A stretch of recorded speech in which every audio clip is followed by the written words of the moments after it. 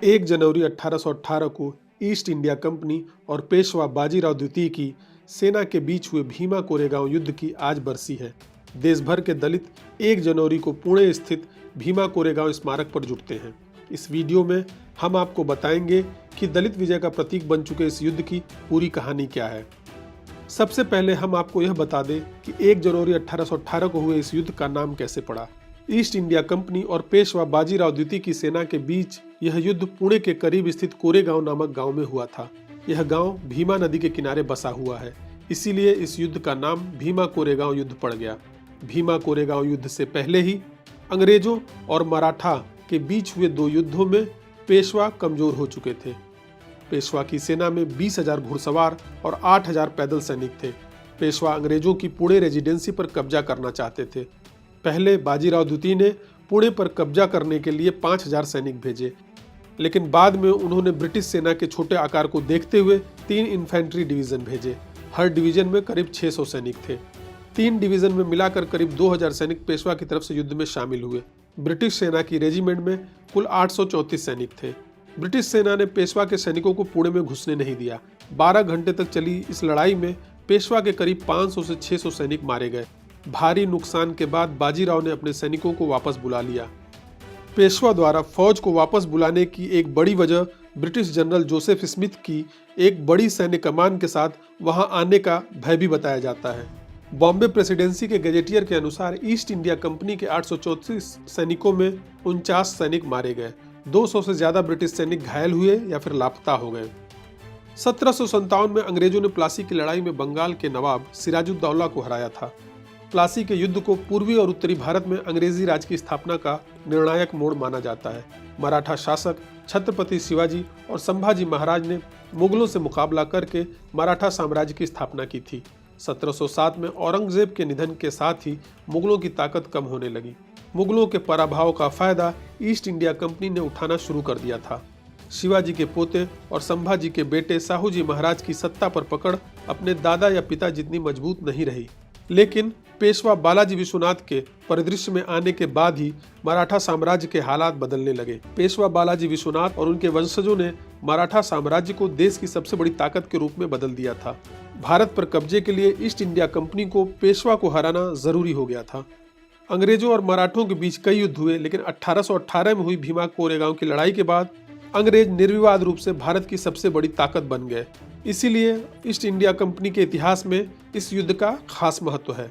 इतिहासकार श्रद्धा कुंभोजकर के अनुसार ईस्ट इंडिया कंपनी ने इस लड़ाई में अंग्रेज सेना का नेतृत्व करने वाले F.F. स्टॉन्टन को गवर्नर जनरल ने प्रमोशन देकर मानद आईडी कैंप बना दिया। ब्रिटिश संसद में भी भीमा कोरेगांव युद्ध की प्रशंसा की गई। ब्रिटिश मीडिया में भी इस युद्ध में अंग्रेज सेना की बहादुरी के कसीदे गाड़े गए। भीमा कोरेगांव युद्ध के बाद अंग्रेजों ने युद्ध स्थल पर 65 फीट ऊंचा एक स्मारक बनवाया। इस स्मारक पर युद्ध में मारे गए ब्रिटिश और भारतीय सैनिकों को श्रद्धांजलि दी गई है। स्मारक पर अंग्रेजी और मराठी में लिखा है कि यहाँ ब्रिटिश सेना ने पूरब में अपनी सबसे गर्व भरी जीत हासिल की। स्मारक पर ब्रिटिश इंडिया कंपनी की बॉम्बे नेटिव इन्फेंट्री के 49 जवानों के नाम भी उत्कीर्ण हैं, जो पेशवा की सेना के संग युद्ध में मारे गए थे। इन जवानों में 22 महार समुदाय के हैं। इन सैनिकों के महार होने की पहचान उनके नाम के अंत में लगे नाक, एस नाक, राय नाक, गुन्नाक इत्यादि से होती है। इस स्मारक पर उत्तर और दक्षिण में मराठी में प्रशस्ति अंकित है, पश्चिम में अंग्रेजी पर प्रशस्ति अंकित है। स्मारक के उत्तर और पूर्व में मारे गए या घायल अंग्रेजों के नाम हैं। इनमें आर्टिलरी में शामिल 4 भारतीय सैनिकों के भी नाम हैं जो युद्ध में मारे गए थे। जातिगत व्यवस्था में महार समुदाय को अछूत समझे जाने के बावजूद उनकी ख्याति एक सैन्य जाति के रूप में रही है। राजपूत, यादव, जाट, गुजर और मराठा की तरह महार को भी फाइटर कास्ट माना जाता है। छत्रपति शिवाजी की सेना में भी महार शामिल थे। भीमा कोरेगांव रणस्तंभ सेवा संघ के उपाध्यक्ष सच्चिदानंद कडलक के अनुसार महार शिवाजी के समय से मराठा सेना के हिस्सा रहे हैं। लोग भूल गए कि छत्रपति संभाजी के भौतिक अवशेष को दुश्मनों के कब्जे से महारों ने हासिल किया था। संभाजी को औरंगजेब ने मरवाया था। महारों ने पेशवा की सेना के लिए पानीपत की तीसरी लड़ाई और खाड़दा की लड़ाई जैसी कई प्रमुख लड़ाइयों में अहम भूमिका निभाई थी। लेकिन इतिहास अक्सर ब्राह्मणवादियों ने लिखा है और वो तथ्यों को तोड़ मरोड़ कर पेश करते हैं। ईस्ट इंडिया कंपनी ने महारों की वीरता को पहचाना और उन्हें अपनी सेना में जगह दी। श्रद्धा कुंभोजकर के अनुसार कोरेगांव के बाद 1826 में हुए कठियावाड़ा युद्ध, 1846 में हुए मुल्तान युद्ध और 1880 में हुए दूसरे अफगान युद्ध में महार रेजिमेंट ने उल्लेखनीय योगदान किया था। श्रद्धा कुंभोजकर के अनुसार 1857 में भारत के प्रथम स्वतंत्रता संग्राम के दौरान ईस्ट इंडिया कंपनी की बॉम्बे आर्मी के महार रेजिमेंट के कई सैनिकों ने अंग्रेजों के खिलाफ बगावत कर दी थी। उसके बाद से ही अंग्रेज महारों के प्रति सशंकित हो गए थे। 1892 में उन्होंने महार को मार्शल रेस की सूची से बाहर कर दिया। अंग्रेजों के इस फैसले के खिलाफ महार समुदाय में आवाज उठने लगी। 1894 में ब्रिटिश सेना के पूर्व सैनिक गोपाल बाबा वालंगकर ने एक संगठन बनाकर ब्रिटिश शासन से महारों को लड़ाका जाति समूह से बाहर करने के फैसले पर फिर से विचार करने की अपील की। एक अन्य नेता शिवराम जानबा काम्बले ने भी महारों को ब्रिटिश सेना में शामिल किए जाने के लिए पुरजोर पैरवी की। काम्बले ने ही कोरेगांव स्मारक पर महारों द्वारा सभा करने का सिलसिला शुरू किया। 1910 में काम्बले ने 51 गांवों के महारों की साझा बैठक करके ब्रिटिश सेना में उन्हें शामिल किए जाने की मांग रखी। 1916 तक महार कई बार ब्रिटिश शासकों से सेना में दोबारा शामिल करने की मांग उठाते रहे। अंग्रेजों ने महारों को दोबारा सेना में तब शामिल किया जब पहले विश्व युद्ध में उन्हें अतिरिक्त सैनिकों की जरूरत महसूस हुई। 1917 में बॉम्बे प्रेसिडेंसी सरकार ने महारों को सेना में भर्ती करने के साथ ही उनकी 2 प्लाटून बनाने का आदेश दिया।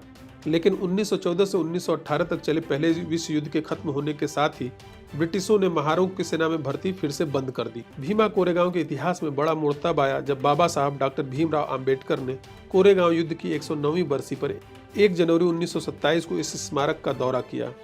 शिवराम काम्बले के बुलावे पर ही बाबा साहब कोरेगांव पहुंचे थे। भीमा कोरेगांव स्मारक को ब्राह्मण पेशवा के जातिगत उत्पीड़न के खिलाफ महारों की जीत के प्रतीक के तौर पर बाबा साहब ने भीमा कोरेगांव युद्ध की बरसी मनाने की विधिवत शुरुआत की।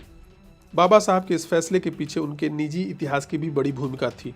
बाबा साहब भी महार जाति से आते थे। उनके पिता रामजी मालोजी सकपाल भी ब्रिटिश सेना के महार रेजिमेंट में सूबेदार से रिटायर हुए थे। बाबा साहब के दादा भी महार रेजिमेंट में रहे थे। महार रेजिमेंट के साथ ही कोरेगांव का बाबा साहब के निजी जीवन से गहरा संबंध था। इस बात का जिक्र बाबा साहब ने अपनी किताब वेटिंग फॉर वीजा में किया है। फौज से रिटायर होने के बाद बाबा साहब के पिता कोरेगांव में खजांची के रूप में तैनात थे। बाबा साहब अपने भाई और बहन के बेटे के साथ सतारा से कोरेगांव जा रहे थे। उस समय बाबा साहब की उम्र 9 साल थी। कोरेगांव पहुंचने पर उन सब के महार होने के कारण गाड़ी वालों ने उन्हें ले जाने से मना कर दिया। बहुत मिन्नत करने के बाद एक गाड़ी वाला उन्हें ले जाने को तैयार हुआ। रास्ते में जब उन्हें प्यास लगी तो लोगों ने उन्हें पानी पिलाने से मना कर दिया। इस घटना ने बाबा साहब के वैचारिक निर्माण में निर्णायक भूमिका अदा की। बाबा साहब ने लिखा है, मैं यह सब जानता था, लेकिन उस घटना से मुझे ऐसा झटका लगा जो मैंने पहले कभी महसूस नहीं किया था। उसी से मैं छुआछूत के बारे में सोचने लगा। उस घटना के पहले तक मेरे लिए सब कुछ सामान्य सा था, जैसा कि सवर्ण हिंदुओं और अछूतों के साथ आमतौर पर होता है। अब इस स्मारक का संरक्षण भीमा कोरेगांव रणस्तंभ सेवा संघ नामक संगठन करता है। दलितों के लिए इस स्मारक का महत्व समय के साथ बढ़ता गया है। BKRSS के अध्यक्ष सर्जे राव वाघमारे ने मीडिया को बताया था, भीमा कोरेगांव युद्ध की 200वीं बरसी पर करीब 8 लाख लोग इस स्तंभ पर जमा हुए थे। आधुनिक इतिहासकारों के अनुसार भीमा कोरेगांव युद्ध पेशवा और महारों के बीच हुआ युद्ध नहीं था। ये 2 रियासतों के बीच हुआ युद्ध था, जिनके लिए अलग अलग समुदाय के लोग सैनिक के तौर पर लड़ रहे थे। इसलिए किसी एक पक्ष को किसी खास जाति का प्रतिनिधि समझना ऐतिहासिक रूप से न्याय संगत नहीं होगा। दलित एक्टिविस्टों के अनुसार भीमा कोरेगांव युद्ध में अंग्रेजों के 834 सैनिकों में करीब 500 पैदल सैनिक महार थे। हालांकि भीमा कोरेगांव स्मारक पर केवल 22 महारों के नाम है और वो भी उनके उपनाम के आधार पर लगाए गए अनुमान है। दलित विचारक और प्रोफेसर आनंद तेलतुंबड़े ने अपने एक लेख में लिखा है, हालांकि ये ठीक संख्या नहीं पता, लेकिन ये साफ है कि बॉम्बे नेटिव इन्फेंट्री के सभी सैनिक महार नहीं थे।